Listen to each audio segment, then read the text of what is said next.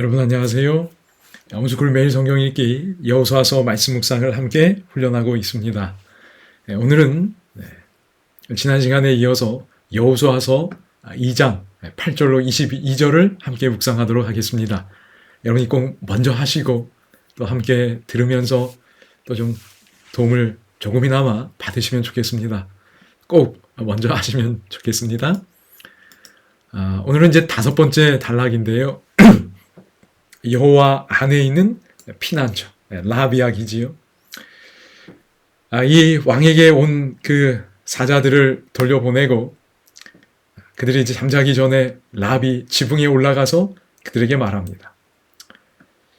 이제 라합은 분명히 선택했어요. 그지요? 하나님 편에 서기로 선택했습니다. 그리고 이 고백들을 이제 하는 겁니다. 말하되 여호와께서 이 땅을 너희에게 주신 줄을 내가 아노라. 여러분 왜 라합이 하나님 편 선택했는지 알겠지요? 여리고가 무너진다는 것 알았습니다. 이 땅을 여호와께서 너희에게 주신 줄 내가 안다 그랬어. 여호와가, 그지? 우리가 너희를 심히 두려워하고 이 땅 주민들이 다 너희 앞에서 간담이 녹는다 이야기했어요. 여러분, 라합이 어떻게 이런 확신을 가질 수 있었을까요? 이스라엘 백성과 관련된 소식이 라합에게 어떤 확신을 줬지요? 이 땅을 너희에게 주신 줄 내가 아노라. 과거 이스라엘 백성도 이런 믿음 가졌으면 참 좋았을 텐데 오늘 한 이방 여인의 입을 통하여 이 놀라운 고백을 듣게 됩니다. 그러면 이런 질문 좀 하면 좋지 않을까요? 라합은 어떻게 이런 확신을 갖게 되었을까? 참 놀라운 고백입니다. 그럼 여기 이렇게 이야기합니다. 이는 너희가 애굽에서 나올 때에 여호와께서 너희 앞에서 홍해 물을 마르게 하신 일과 그리고 요단 저쪽에 있는 아모리 사람 두 왕 시온과 옥 이미 점령했지요. 행한 일, 곧 그들을 전멸시킨 일을 우리가 들었다고 말합니다. 우리가 뭐 했다고요? 들었다고 말합니다. 홍해에 관한 출애굽할 때 관련된 여러 일들, 특별히 홍해를 언급하며 그 물을 마르게 하신 분, 그러니까 이 자연을 다스리시는 분입니다. 그리고 이 왕들을 이기게 하신 하나님. 여러분, 라합의 이 믿음, 이 땅을 너에게 주신 줄 내가 아노라. 이 믿음이 어떻게 형성되었습니까? 우리가 뭐 했다고요? 들었습니다. 하나님이 행하신 일을 들었다는 거예요. 우리가 들었다. 저는 이게 참 놀라운 것 같아요. 왜냐하면 여러분 조금 전에 언급한 이 이야기들은 이스라엘 백성들 뭐 했어요? 직접 경험했습니다. 근데 라합은 단지 소식만 들은 거예요. 여러분 놀랍지 않나요? 저는 이게 정말 놀라웠습니다. 하나님의 기적, 하나님의 권능을 직접 경험한 이스라엘 백성들은 라합과 같은 믿음을 가지지 못했어요. 그래서 40여 년 전에 그들은 실패했습니다. 하나님을 신뢰하고 순종하는 일에 실패했어요. 근데 여러분 여기 지금 한 이방인이 뭐래요? 하나님이 뭐 하셨다? 하나님이 너희에게 주셨다라는 겁니다.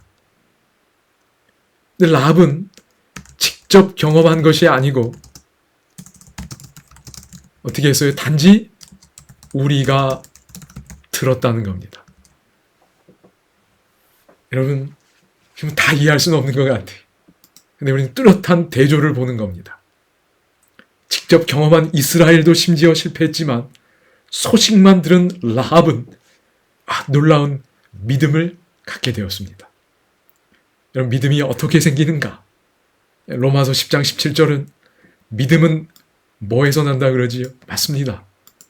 믿음은 들음에서 나며 그랬어요. 그럼 직접 경험하는 게 아닙니다. 물론 그것도 도움이 되겠지요. 그런데 직접 경험한 이스라엘도 갖지 못한 믿음을 단지 소식을 들은 라합이 가질 수 있었다는 겁니다. 로마서 10장 17절 말씀이 맞는 거예요. 믿음은 들음에서 나며 들음은 그리스도의 말씀으로 말미암았느니라. 그리스도의 말씀, 하나님이 어떤 일을 행하셨는지 라합이 들었을 때 라합의 마음엔 믿음이 형성되었습니다.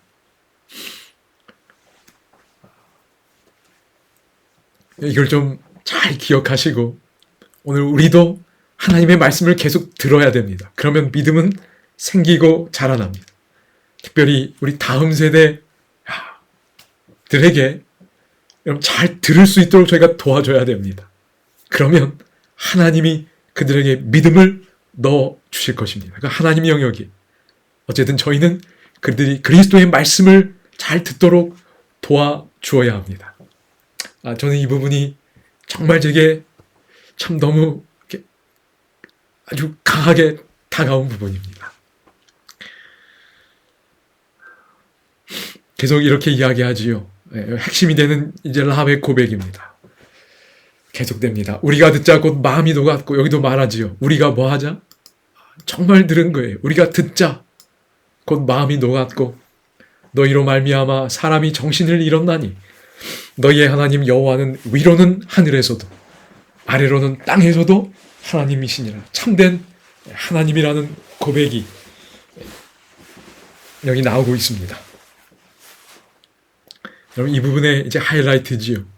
듣고 그 믿음을 고백하는 겁니다. 그 믿음의 고백이 여기 있어요. 너희의 하나님 여호와는 위로는 하늘에서도 아래로는 땅에서도 하나님이시니라. 이게 아마도 2장에서 가장 중요한 구절일 것입니다. 하나님이 주신 믿음에 반응하여 고백하는 겁니다. 여러분, 여기 하나님 여호와는 그랬는데 하나님은 일반 명사입니다. 고대 근동 전체가 사용하는 거예요. 하나님. 근데 여호와는 고유 명사입니다. 이스라엘 하나님의 이름이라고 할 수 있어요. 근데 지금 그 이스라엘의 하나님 여호와를 향하여 위로는 하늘에서도 아래로는 땅에서도 하나님이시라고 고백합니다.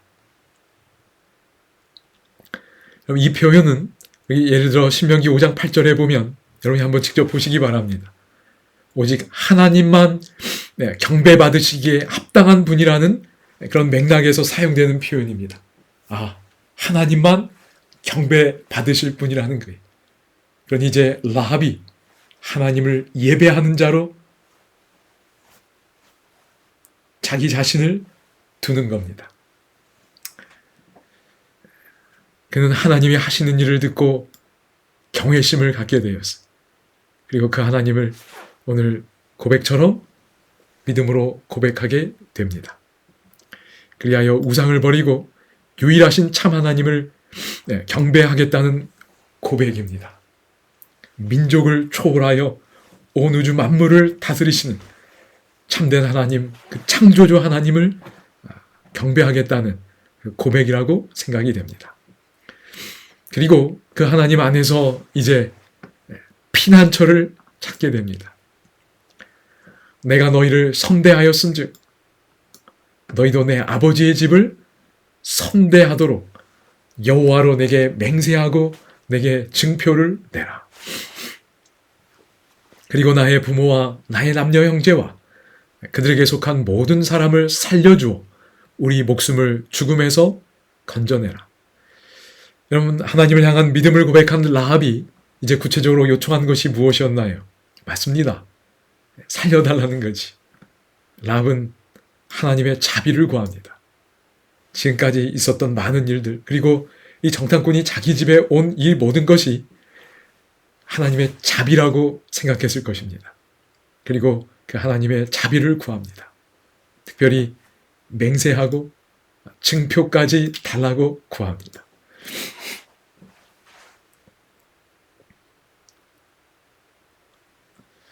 그러자 이 정탐꾼들이 어떻게 하지요? 그에게 이르되 내가 우리의 이 일을 누설하지 아니하며, 그러니까 신실함을 유지하는 겁니다. 우리의 목숨으로 너희를 대신할 것이요, 여호와께서 우리에게 이 땅을 주실 때에는 인자하고 진실하게 너를 대우하리라. 여기 인자, 헤세드, 진실하게, 이 에메트라는 겁니다. 너를 대우하리라. 어떤 조건을 제시했지요? 여러분, 라합이 구원 끝까지 받기 위해서는 비밀을 유지해야 했습니다. 다시 말해, 지금 그가 하나님을 선택했어요. 여리고 왕의 명령을 거부했습니다. 그런데 이걸 어떻게 해야 돼요? 유지해야 하는 겁니다. 신실함 혹은 충성됨을 유지할 때 구원에, 이미 하나님이 이루신 구원에 끝까지 참여할 수 있습니다. 오늘 저희들도 마찬가지라고 생각이 됩니다. 여기 이 내용은 여러분이 보셨으리라 생각이 되고 좀 빨리 보겠습니다. 특별히 우리가 이 땅에 들어올 때에 여기 이제 나중에 여리고성이 정복될 때 이야기지요. 우리를 달아내린 이 창문에 이 붉은 줄을 매라고 이야기합니다. 그리고 내 부모와 형제와 내 아버지의 가족을 다 내 집에 모으라고 그랬어요. 누구든지 내 집문을 나가서 거리로 가면 그의 피가 그의 머리로 돌아갈 것이요, 우리는 허물이 없으리라. 그러나 누구든지 너와 함께 집에 있는 자손에게 손을 대면 그의 피는 우리의 머리로 돌아오려니와 내가 우리의 이 일을 누설하면 내가 우리에게 서약하게 한 맹세에 대하여 우리에게 허물이 없다고 이야기합니다. 여러분, 이 내용 보니까 이 일을 누설하는 거 안 되지요. 앞서 본 것처럼 신실함, 충성됨을 끝까지 유지해야 합니다. 그러면 여기 인자는 헤세드입니다. 그리고 여기 진실이라고 번역된 단어는 에메트예요. 근데 이 두 단어가 함께 쓰이면 반드시 지키라는 내용입니다. 언약을 반드시 이루겠다는 약속입니다. 가장 확고한 약속이에요. 그러니까 너가 이 신실함, 충성됨 유지만 하면 반드시 구원하겠다는 겁니다. 심지어 우리의 목숨으로 너희를 대신한다 그랬어. 그만큼 그들을 반드시 구원하겠다는 강한 의지의 표현입니다. 그래서 누설하지 아니하면, 여기도 마찬가지로 누설하지 않아야 되는 겁니다. 그리고 조건이 뭐가 있었지요? 19절 여기 내용들 보시면 집에 있어야 됐습니다. 그래서 집 문을 나가서 거리로 가면 그의 피가 그의 머리로 돌아간다 그랬어요. 그러므로 붉은 줄을 매고 집에 함께 있는 것은 어떤 사건을 떠올리게 하지요? 맞습니다. 유월절 사건입니다. 피를 발라야 했고 그 피가 발라진 그 집에 머물러야 했습니다. 이렇게 하면 구원이었습니다. 여러분, 그러니까 다시 우리가 확인하게 되는 건 뭐지요? 우리가 하나님께서 이루신 구원을 받는 일은 믿음 곧 순종을 통해 받는 겁니다. 하나님이 얼마나 주고 싶으셨으면 두 정탐꾼을 보내서 라합과 그의 가족들을 구원할 길을 만들고 계시는 거지. 그러므로 믿음 곧 순종을 통해 하나님이 이루신 구원을 받게 됩니다. 여기 붉은 줄, 히브리어로 티크와라고 하나 봅니다. 그런데 보통 줄로도 번역되지만 본래 희망이라는 뜻도 있다고 합니다. 그래서 아마 특별히 이 단어를 쓴 것 같아요. 다른 용어도 있을 텐데. 그래서 붉은 희망이 그 집에 보이게 된 겁니다. 붉은 희망이 걸린 겁니다.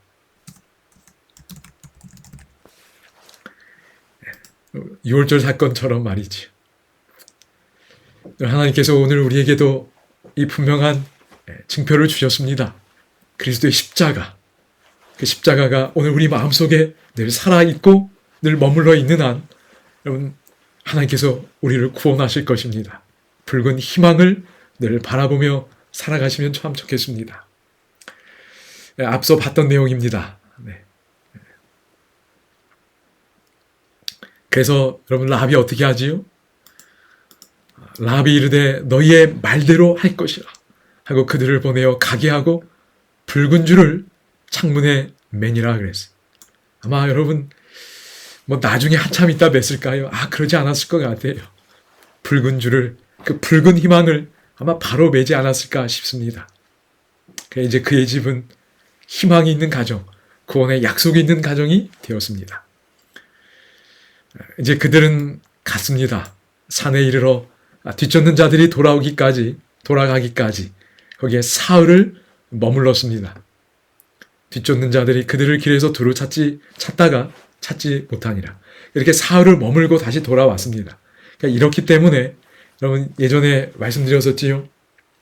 그러니까 1장에서 여호수아가 백성의 관리들에게 명령한 내용, 양식을 준비하라. 이제 사흘이 지나면 우리가 여리고로 들어가겠다 할 때 그것이 아마도 이 정탐꾼을 보낸 사건 뒤에 있으리라고 생각이 됩니다. 왜냐하면 정탐꾼이 가고 돌아오고 여기 사흘 머물고 사흘 가지고 안 되지요. 같은 내용 다시 반복했고요. 여러분 이제 마무리하면서 이 내용 잠깐 생각하고 마무리하려고 합니다. 그럼 신약 시대에 여리고에서 구원받은 한 사람을 기억하시는지? 여러분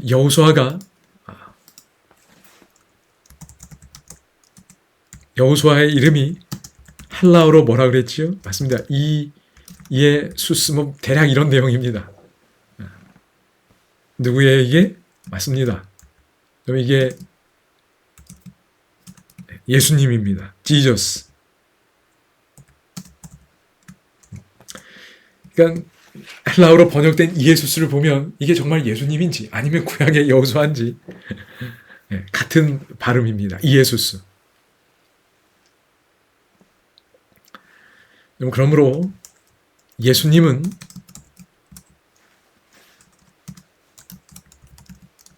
신약의 여호수아라고 할 수 있습니다.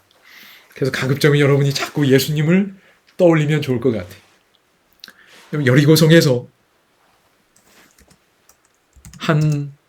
뭐라고 할까요? 멸시받던 한 여성과 그의 가족이 구원을 받았습니다. 놀라운 은혜예요. 그런데 신약 시대에 여리고에서 이와 비슷한 일이 있었습니다.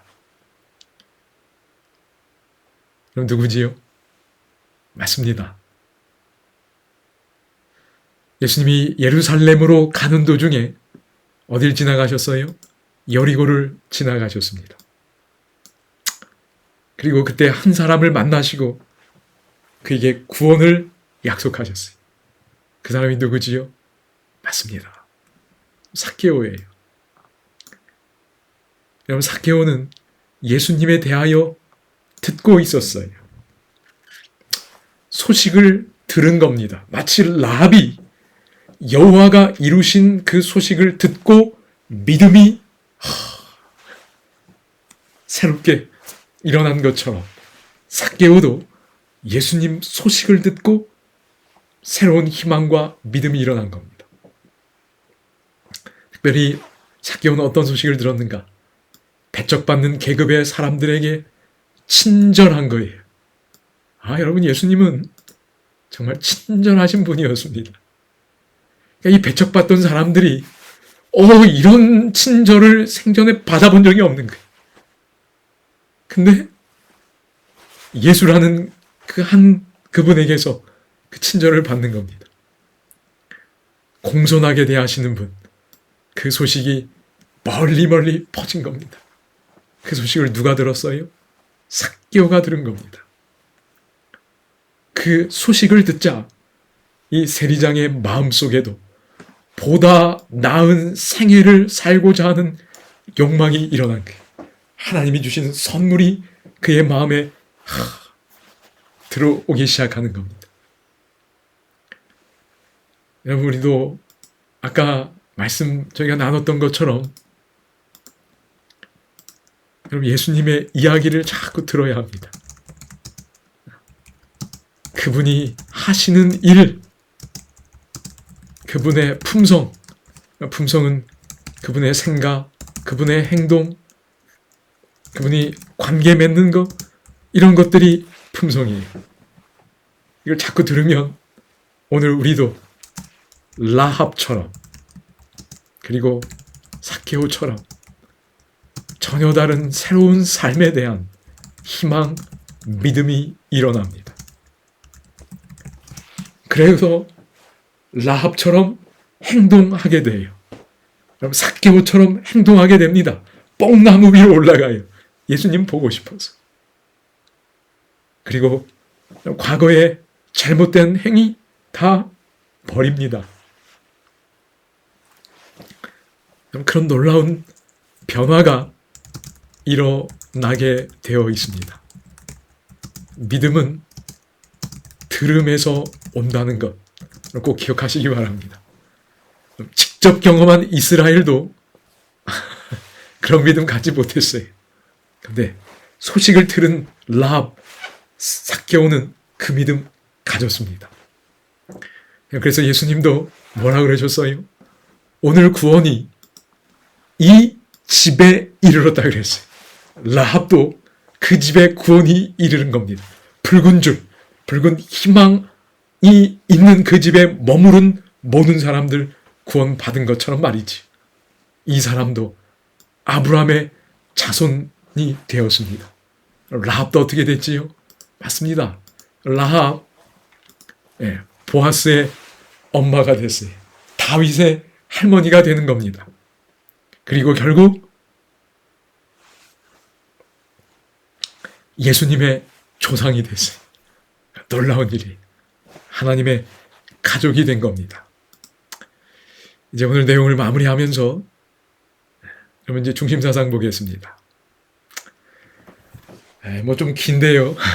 여러분이 더 잘 한번 해보시기 바랍니다.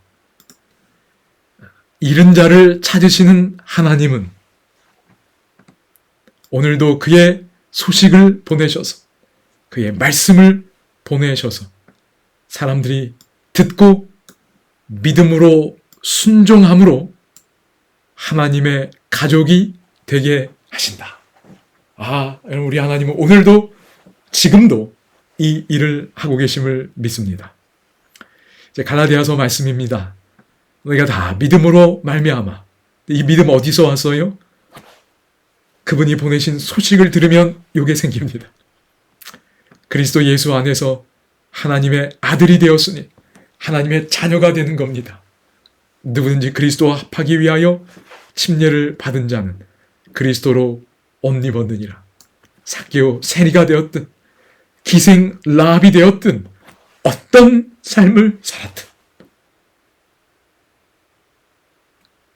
그리스도의 의로 옷 입혀 주시는 겁니다. 이 놀라운 구원의 역사가 오늘 우리의 삶에서도 또 우리에게도 또 우리를 통해서 일어날 수 있기를 소망해 봅니다. 감사합니다.